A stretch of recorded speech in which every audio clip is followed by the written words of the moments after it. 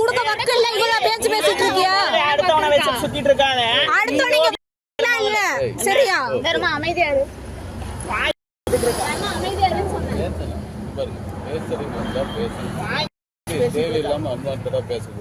Sir இவன் அன்வான்டா பேசல sir. இவன் என்னோட நம்பர்ல இருந்து கால், நான் தான் இவன் நம்பர்ல இருந்து ஆக்சுவலா கால் பண்ணேன். என்னோட நம்பர்ல இருந்து 10-15 டைம் கால் பண்ணாலும் எடுக்க கிடையாது.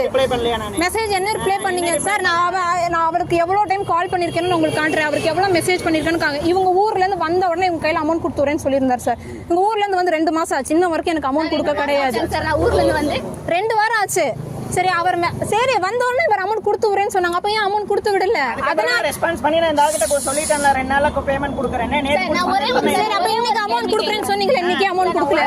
நான் இந்த சரி இன்னைக்கு அமௌண்ட் கொடுக்குறேன்னு சொன்னீங்களே, ஏன் கொடுக்கல? சொன்னான்ல இவன் நிறுத்துறேன்னு சொன்னான்ல.